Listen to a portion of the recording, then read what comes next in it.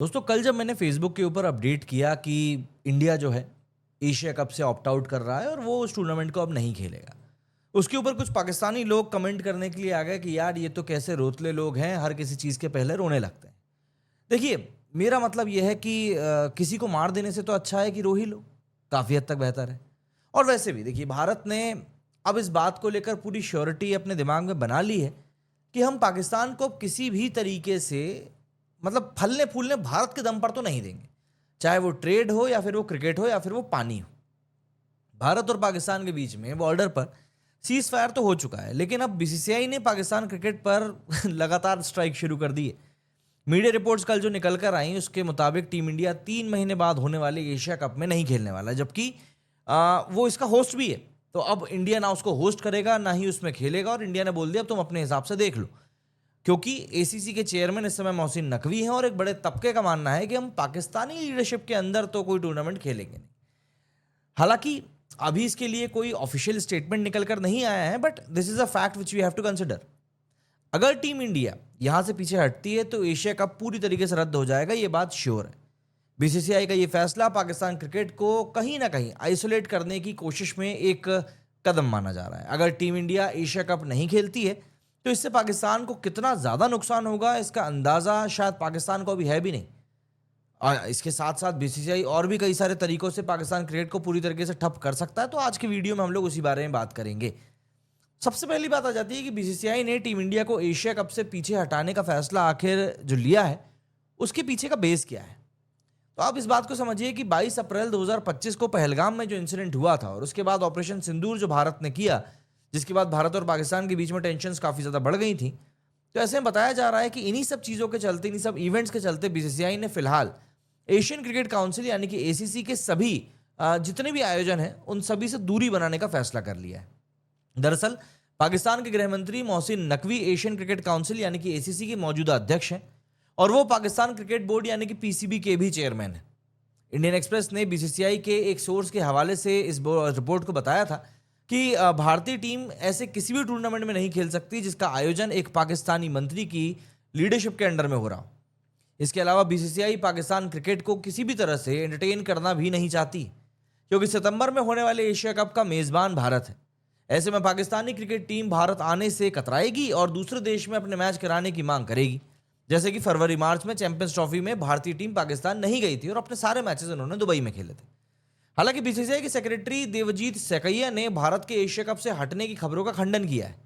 सैकिया ने news agency ANI से सीधे के तौर पर कहा था कि एशिया कप से भारत के हटने की खबरें सही नहीं है।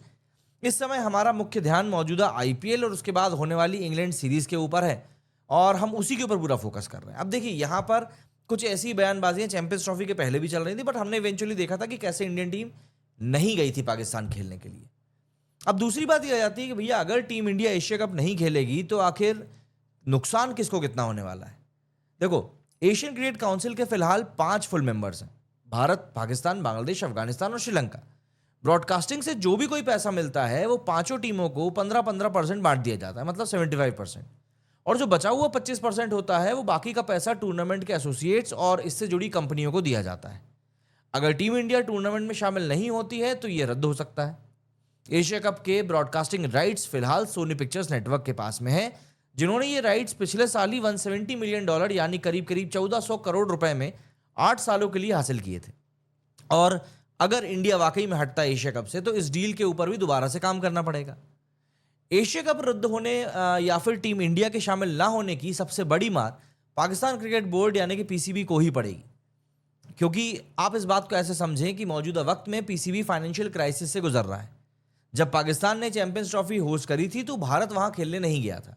इससे पीसीबी को तकरीबन 700 करोड़ रुपए पाकिस्तानी रुपए का घाटा हुआ था और इसकी लागत वो लोग वसूल नहीं कर पाए थे, जो रिपोर्ट सामने आई थी।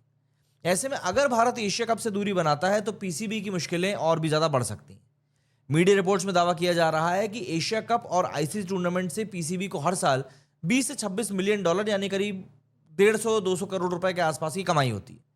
अगर भारत एशिया कप नहीं खेलता है तो पीसीबी को इस कमाई का एक बड़ा हिस्सा गंवाना पड़ेगा। और याद रखिएगा, भारत के ना करने की कंडीशन में पाकिस्तान कुछ बोल भी नहीं सकता है, क्योंकि भारत खुद ही होस्ट नेशन है और वो बोल रहा है कि हम होस्ट भी नहीं करेंगे। पाकिस्तान क्या बोलेगा इसमें। अब तीसरी बात यह आ जाती है कि भैया पाकिस्तान क्रिकेट को किन तरीकों से पूरी तरह ठप कर सकता है बीसीसीआई। कदम तो उठा लिए हैं। देखिए, भारत एक क्रिकेट का सुपर पावर है। इसकी सबसे बड़ी वजह है पैसा। आईसीसी की कमाई का सबसे बड़ा जरिया ब्रॉडकास्टिंग डील्स है। क्रिकेट दर्शकों की सबसे बड़ी संख्या जो है वो भी कहीं ना कहीं भारत में ही है। अगर टीम इंडिया नहीं खेलती है टूर्नामेंट में या कोई और कारण से नहीं खेलती है तो ब्रॉडकास्टर और स्पॉन्सर्स को भारी नुकसान होगा। और इसलिए क्रिकेट की दुनिया में होता वही है जो भारतीय क्रिकेट कंट्रोल बोर्ड यानी कि बीसीसीआई चाहता है। इसीलिए जब अमेरिका में मैचेस होते हैं तो उन मैचेस की टाइमिंग वहां पर भले ही कितनी ऑड हो, इंडिया में मैच रात को 8 बजे ही टेलीकास्ट होता है। जानकारों का तो यह भी मानना है कि क्रिकेट की दुनिया में पाकिस्तान को अलग थलग करने और पीसीबी को ठप करने के लिए बीसीसीआई के पास में 4 बड़े ऑप्शंस भी मौजूद हैं। सबसे पहला तो है कि आईसीसी टूर्नामेंट्स में भारत पाकिस्तान लीग मैच ना रखने के लिए बीसीसीआई कह सकता है। अगर नॉकआउट में दोनों टीमें आमने सामने होती हैं तो बीसीसीआई खेलने या फिर ना खेलने का फैसला कर सकता है। इससे पाकिस्तान को सबसे ज्यादा व्यूअरशिप रेवेन्यू और टक्कर देने वाला मैच खेलने को ही नहीं मिलेगा। इसके अलावा बीसीसीआई भारत के तमाम स्पोर्ट्स चैनल और वेबसाइट्स को पाकिस्तान के किसी भी मैच का भारत में लाइव टेलीकास्ट और वेबकास्ट ना करने के लिए भी कह सकता है। क्रिकेइन्फो और क्रिकबज़ जैसी वेबसाइट्स को भी ऐसा कह सकता है। बीसीसीआई ये रोक जो है ये पाकिस्तान के इंटरनेशनल मैच और पाकिस्तान सुपर लीग यानी कि पीएसएल के मैच दोनों पर लगा सकता है। इनके अलावा अगर क्रिकेट से जुड़ा कोई भी प्रोफेशनल पीएसएल में काम करता है तो बीसीसीआई उसे आईपीएल यानी कि भारत में होने वाली लीग से बैन कर सकता है। इस फहरिस्त में commentator, statisticians, technicians, coach, team manager, support staff ये सब शामिल है। बीसीसीआई के इस फैसले से क्रिकेट प्रोफेशनल्स पीएसएल में काम करने से कतराएंगे और पीसीबी को भारी नुकसान होगा। इवन अभी भी ऑपरेशन सिंदूर के दौरान भी करीब 17 से 18 इंडियंस जो थे वो पीएसएल में काम कर रहे थे, जिनको कि बाद में हटना पड़ा है। वहीं पर पाकिस्तान क्रिकेट आईसीसी के रेवेन्यू शेयरिंग पर सर्वाइव कर रहा है। बीसीसीआई चाहे तो आईसीसी को कह सकता है कि उसके मार्केट या टीम इंडिया से होने वाली कमाई में से एक भी पैसा पीसीबी को ना दिया जाए।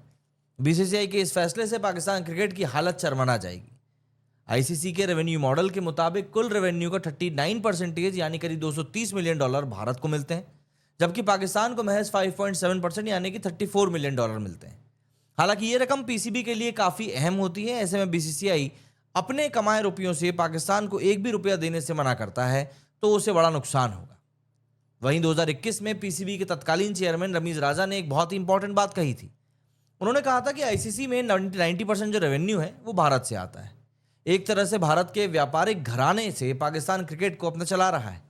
अगर कल को भारतीय पीएम कह दे कि पाकिस्तान को कोई फंडिंग नहीं देगा तो पीसीबी खत्म हो जाएगा। इस बयान से बात तो साफ जाहिर होती है कि पाकिस्तानी क्रिकेटर और पीसीबी के मेंबर्स ये जानते हैं कि अगर बीसीसीआई पाकिस्तान के खिलाफ किसी तरह की रोक लगाता है तो पाकिस्तान क्रिकेट पूरी तरीके से खतरे में आ सकता है। इससे चाहे व्यूअरशिप हो, चाहे स्पॉन्सरशिप हो, चाहे रेवेन्यू हो, ये सब चीज़ें अहम हैं और ख़त्म हो जाएंगी। साथ ही पाकिस्तान क्रिकेट और पीएसएल के मैचेस को प्रोफेशनल्स नहीं मिलने से भी पाक क्रिकेट को खतरा बढ़ेगा। वहीं जो एक और चीज़ निकल कर आ रही है कि आखिर पाकिस्तान के खिलाफ बीसीसीआई ने अब तक कौन कौन से कदम उठाए, क्योंकि ऐसा नहीं कि अभी तक कुछ नहीं किया। तो दिसंबर 2012, जनवरी 2013 में आखिरी बार पाकिस्तानी टीम बायलैटरल सीरीज खेलने के लिए भारत आई थी।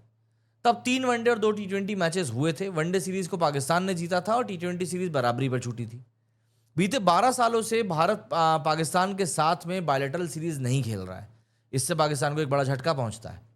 वहीं 2008 में 3 टेस्ट मैचों की सीरीज खेलने टीम इंडिया पाकिस्तान गई थी। इसे भारत ने 1-0 से जीता भी था और यह आखिरी मौका था जब भारतीय क्रिकेट टीम पाकिस्तान गई थी। दरअसल 26 नवंबर 2008 को हुए मुंबई वाले इंसिडेंट के बाद भारत सरकार ने टीम इंडिया को पाकिस्तान में क्रिकेट खेलने से सीधे तौर पर मना कर दिया था और तब से टीम इंडिया पाकिस्तान नहीं गई है। वहीं अगर पाकिस्तान किसी टूर्नामेंट को होस्ट करता है तो भारत अपने मैचेस पाकिस्तान के बजाय किसी और देश में खेलने की मांग करता है। टीम इंडिया की इस मांग को पूरा भी किया जाता है। हालांकि पाकिस्तान भी अब ऐसी मांग करने लगा है। 2013 के बाद से भारत और पाकिस्तान के 13 वनडे और 8 टी20 मैचेस न्यूट्रल वेन्यू पर हुए हैं, यानी भारत और पाकिस्तान के बजाय किसी दूसरे देश में। हालांकि अभी 2023 का वर्ल्ड कप हुआ था तब पाकिस्तान भारत आया था। वहीं भारत में होने वाली आईपीएल दुनिया की सबसे बड़ी क्रिकेट लीग है और दूसरी सबसे महंगी स्पोर्ट्स लीग है, लेकिन पाकिस्तानी खिलाड़ी इसमें शामिल नहीं हो सकते हैं। 2008 से आईपीएल में पाकिस्तानी खिलाड़ियों पर बैन है। आखिरी बार सन 2008 के आईपीएल में शोएब अख्तर, शाहिद अफरीदी समेत 11 पाकिस्तानी खिलाड़ी शामिल हुए थे। तो मुद्दे की बात यह है कि पाकिस्तान का क्रिकेट का जो है वो नामो निशान गायब होना अब शुरू हो चुका है। आप मुझे बताइए आपको क्या लगता है इस बारे में। मेरे इस वीडियो में फिलहाल इतना ही। जय हिंद, जय भारत।